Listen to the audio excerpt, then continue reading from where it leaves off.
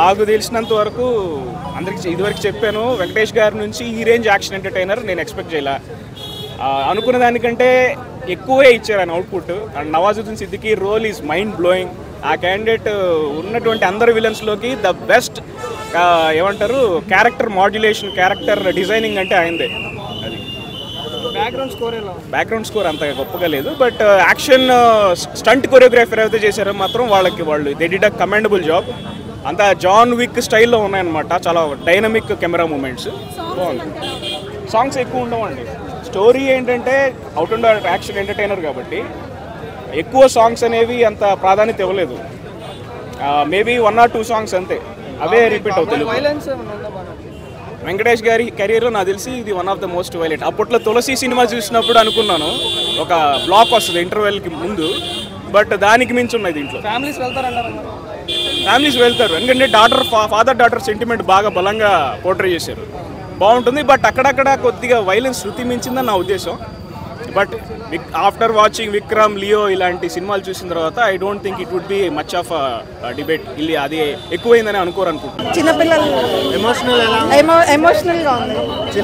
Mother బాగా connect అవుతుంది. చిన్నపిల్ల చాలా బాగా చేశారు. స్టోరీ బాగుంది, సాంగ్స్ కూడా బాగున్నాయి. మ్యూజిక్ బాగుంది, అది చాలా బాగుంది.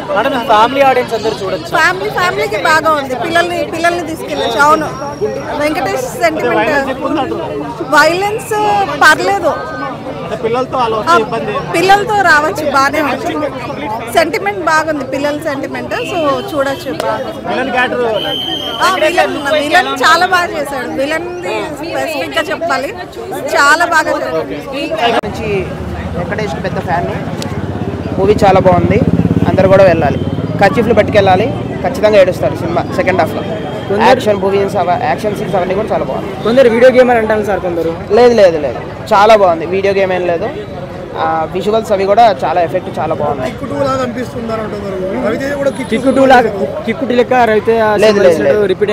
లేదు అట్లేం లేదు, సినిమా చాలా బాగుంది. యాక్షన్ అంటే ఎక్స్పెక్టేషన్ పెట్టుకోకుండా వెళ్ళాలి, చాలా బాగుంది cinema. Sankranti hit cinema.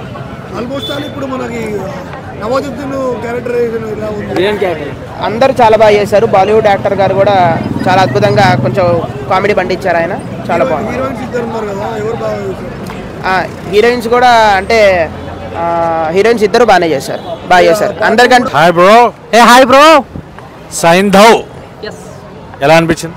Saindhav and movie బాగుంది, బట్ ఎందుకంటే శైలేష్ గారి సినిమాలు అనగానే మనం కూర్చోగానే ఒక 5 minutesలో ఏదో ఒక ఇంట్రెస్టింగ్ పాయింట్తో సినిమాని అలా లేపుతారు. కానీ సైంధవ్లో స్టోరీలోకి వెళ్తాకి దగ్గర ఓ 40 minutes టైం పడుతుంది. అంటే సో వెంకటేష్ గారి అభిమానులు తప్ప ఇక వేరే ఎవరైనా కూడా ఎక్కడో కొంచెం పోర్ ఫీల్ అయ్యే ఛాన్సెస్ అయితే ఉన్నాయి. బట్ సెకండ్ హాఫ్ చాలా బాగుంది. అంటే అండ్ దీంట్లో ముఖ్యంగా చెప్పుకోవాల్సింది వెంకటేష్ గారి యాటిట్యూడ్ కానీ లేకపోతే ఆయన ఎనర్జీ కానీ.